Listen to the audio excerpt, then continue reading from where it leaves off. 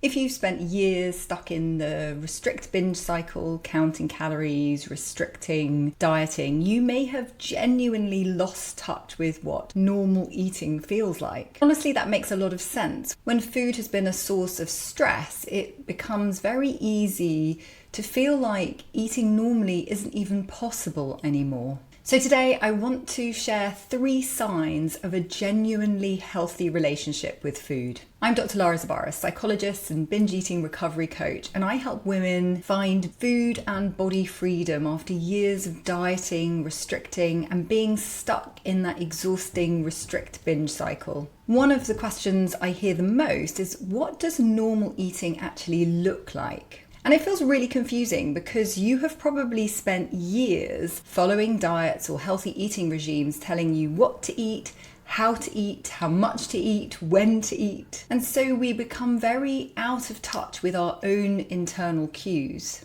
Dieting really rewires the way we think about food because it layers on guilt, shame, and judgment so that when you are eating something, you're constantly second guessing whether or not you should be eating that thing. Let's untangle it. I'm going to be walking you through the ABC of normal eating. And these are 3 dimensions of a healthy relationship with food. A stands for affect, that's how you feel about food.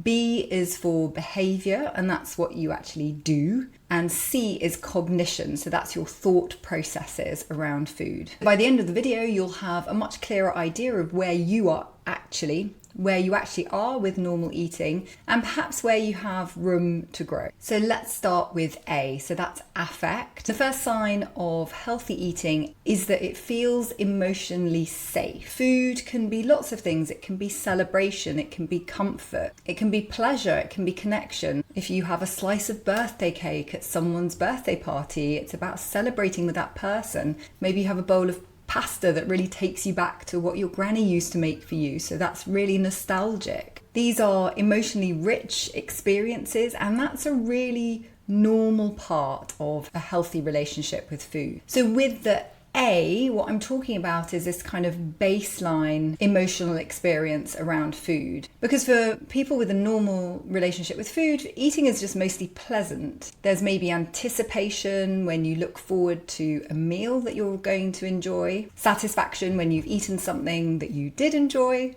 but then you move on. There's no kind of emotional lingering. And compare that with so many of my clients that I work with. Before they start working with me, there's so many emotional layers involved in that eating. They may feel guilty after they eat, or maybe regretful, or feeling a bit ashamed if they end up eating something on their not allowed list. There's a shame spiral that follows after they've overeaten. There's constant anxiety. Maybe they're worried about going out with friends. What's going to be on the menu? What are people going to serve at that barbecue? There's also that feeling that they are completely out of control around certain foods, so they can't keep certain foods in their house. Otherwise, they know that they will go wild around them and then totally beat themselves after it and feel like a failure, like they failed again. And that emotional aspect of abnormal eating is really a predictable result of the years of dieting and restriction and healthy eating plans, because they create this very stressful relationship with food. And food shouldn't feel stressful. It should feel just in some ways quite neutral when you eat. So the question to ask yourself is, after you eat, how do you feel? Do you feel mostly fine? Or do you feel guilty, anxious, like you've done something wrong? Quick side note here, if you are watching this and thinking that food feels emotionally exhausting, then my free food noise quiz is for you. It will help you understand exactly what is keeping you stuck in your relationship with food. I have popped it in the description below. Okay, so let's move on to the B. This is behaviour, and this is what you actually do. And a sign of a healthy relationship with food is not only that you're eating in a regular and consistent way, but there's also flexibility inbuilt. You see, so much of the diet culture messaging is about control. Eat at the same time, stick to a certain portion, weigh out your food, don't go above your calories or macros, those kinds of things. And actually, a healthy relationship with food or a normal relationship with food is so much more flexible than that. You absolutely want to be eating regularly and consistently, so no skipping meals. And for most people, that might look like 3 meals a day and a couple of snacks, but everyone's different, so that might look slightly different for you. But essentially, the behavior part is that you're eating at least every 3 to 4 hours. But a normal relationship with food also needs to fit with your lifestyle and your preferences. If you're not a particularly hungry person in the morning, maybe you don't eat straight away when you wake up. Maybe you wait a couple of hours. Maybe you eat slightly lighter breakfast than most. If you're at a celebration and you want dessert, then that absolutely has a role in your day. If your day runs late, then you can adjust the timing. So you want your eating patterns to reflect your lifestyle and also your preferences. So unlike diets or healthy eating regimes, there's a lot more flexibility built into normal eating. And also from a behavior perspective, normal eating might look like actually stopping when you are full, even if you don't finish everything off your plate. It's eating to that satisfaction limit, that satiety, rather than because you're trying to hit a calorie goal or you need to eat a certain number of macros. It's also being able to go out socially and kind of eat what everyone else is eating, like if it's a pizza night, getting involved in the pizza night. So you don't really have any fear foods, and those are the foods that you don't trust yourself around, or you have told yourself that you absolutely cannot eat because it's not healthy enough or it's got too much sugar, that kind of thing. And it's making food choices that don't have a kind of a set rigid rules around them. Now, I also do want to highlight that a normal relationship with food is also eating in a way that makes you feel good. So that might look like traditionally, quote unquote, healthy foods making up the bulk of what you are eating, because that's going to make you feel good and give you more energy. But a normal relationship with food is very much contrasted with that restrict binge cycle that so many of my clients find themselves stuck in, where they go through periods of very controlled eating, followed by periods of when they feel totally out of control around food and they're overeating or binging regularly. Underneath that cycle is often the fact that they're trying to follow certain food rules. So with a normal relationship with food, those food rules don't exist. So maybe there are more like guidelines or an approach to eating, but it's very much tuned inward. So you're able to eat when you're hungry and stop when you're full, for example, because you're being guided by your internal cues rather than what a diet plan or a healthy eating regime has told you what to do. So I would really question, how flexible is your approach to eating? Does it fit with your lifestyle? Does it flex with your lifestyle? Is there flexibility inbuilt? Or does it feel more like a constant negotiation with a set of rules? And finally, C is cognition. I would say the third sign of a normal relationship with food is that it's mentally quiet. So your inner dialogue around food is largely neutral. So yes, you might find yourself saying, oh, that was really nice, or what do I fancy for dinner, or that looks good.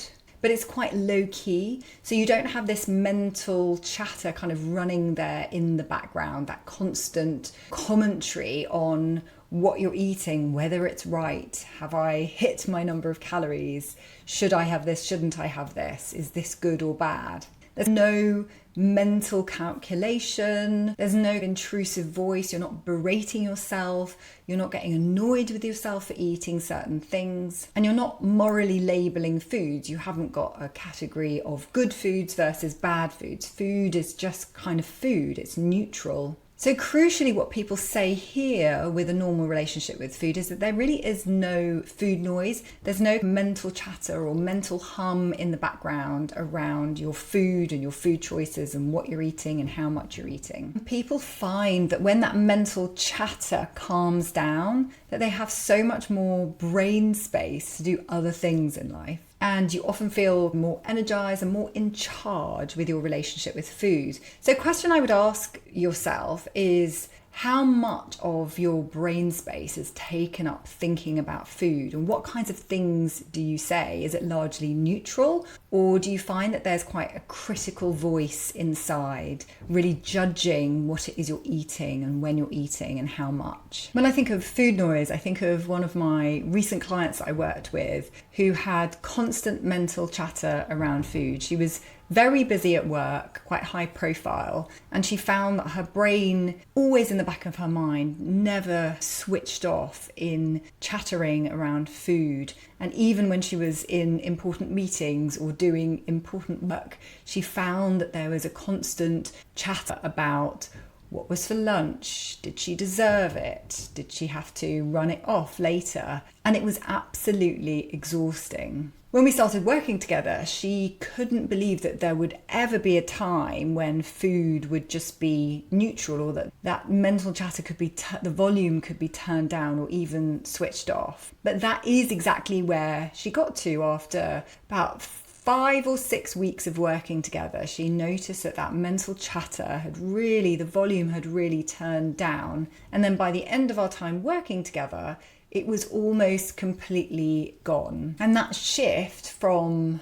obsessing about food constantly to freedom was life-changing for her. And that's really what I'm talking about when I say a normal relationship with food is really quite mentally quiet. There's not really that much chatter going on about food. Yes, you think about food maybe when you're hungry or when you're planning your meals, but it's not there as a constant companion in the back of your head. So let's bring it all together then. So normal eating is about 3 things. It's the A, B, and the C. The affect, the behaviour, and the cognition. So with affect, food really feels emotionally safe. Yes, it can bring pleasure or comfort, but it's not going to bring guilt or shame. With B, your behaviour, so you are eating regularly and consistently, but there's a lot of flexibility in that. It's meant to fit in with your preferences and your lifestyle, and you're able to eat when you're hungry and stop when you're full.